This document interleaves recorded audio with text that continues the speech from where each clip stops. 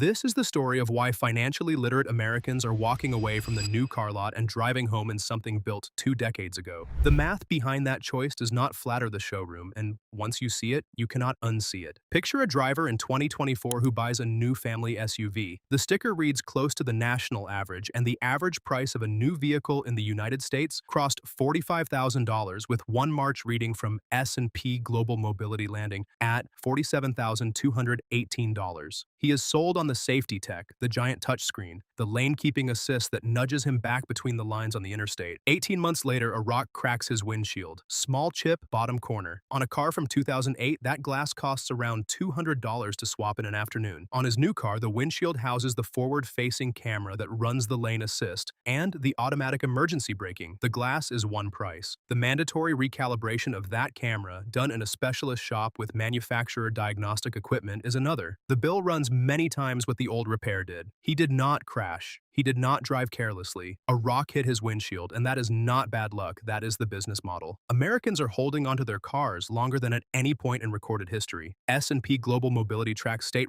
registration data, and the average age of cars and light trucks on U.S. roads hit a record 12.6 years in 2024, then climbed again to 12.8 years in 2025. Passenger cars specifically now average 14.5 years in service. According to Hedges & Company, roughly 68 million vehicles on American roads are 20 years old or older, which works out to nearly a quarter of everything on the road. The people keeping those cars are not broke or technophobic. The smart ones ran the numbers. Here is the first thing to understand. Buying new in America is not just expensive, it is systematically expensive, where every layer of ownership has been restructured to pull more money out of you than the generation before you ever paid. Start with depreciation. The moment you drive off the lot, your new car becomes a used car. Kelley Blue Book puts the first-year loss at about 20%, with vehicles shedding close to 60% of the purchase price within 5 years. On a $45,000 vehicle, that is more than $25,000 gone before the warranty even expires. Nobody mentions that when they hand you the keys. The salesperson who spent 40 minutes demonstrating the panoramic sunroof said nothing about what the thing would be worth in 3 years, and that silence is intentional. Then there is the technology, which changed everything. In 1995, a car was a mechanical device with some wiring. When something broke, an independent mechanic with standard tools could diagnose it, source a non-proprietary part, and fix it cheaply. Then advanced driver assistance systems arrived. The cameras and radar units and sensors embedded in your windshield, your bumpers, your mirrors. These systems genuinely prevent accidents, and they are genuinely catastrophic to repair. A bumper on a 2008 sedan was a piece of plastic any body shop could replace. A bumper on a new SUV is a sensor hub, and a low-speed parking lot tap that once cost $300 now runs well over $1,000 because the sensors need replacing and then recalibrating to millimeter precision. That cost does not stay with the insurer.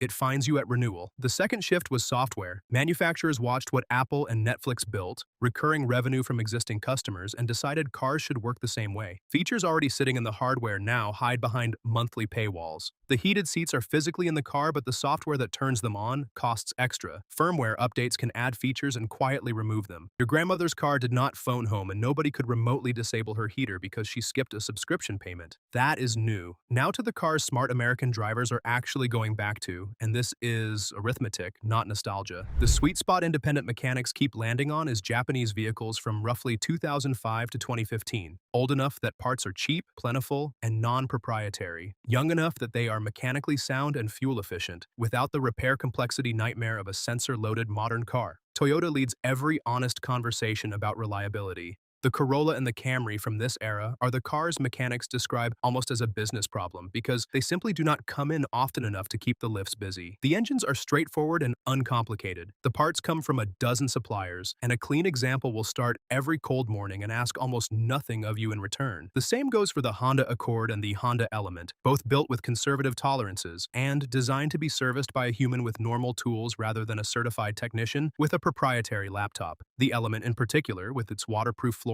and fold-flat seats, earned a devotion most cars never come close to. The Lexus ES belongs in the conversation too. Built on Toyota's bones, sharing parts with the Camry, owners regularly report these sedans crossing 300,000 miles with nothing more than routine maintenance. 3 rules. Write them down. First, before you buy anything, new or used, run the total 5-year cost, not the monthly payment. Add up depreciation, financing interest, insurance, servicing, and a conservative repair estimate. Then compare that number against a well-chosen used car. car. The outcome will surprise you every single time. Second, before you buy any used car, check its sensor specification, because a vehicle from 2016 can carry nearly as much technology as one from 2023. When those sensors fail outside warranty, and they will, the calibration cost is identical to a new car. So the presence of lane assist and adaptive cruise on a used purchase is not a feature, it is a liability. Third, when a mechanic tells you a repair is uneconomical, get a second opinion and ask specifically what the part costs versus the labor, because an independent specialist in your make will often charge half what a general garage quotes for the same job. The driver who hands $45,000 to a dealership drives away in a depreciating asset loaded with sensors he cannot afford to repair. And at year 4, when the car is worth a fraction of what he paid, the dealer gently suggests he roll the negative equity into a new loan and start again.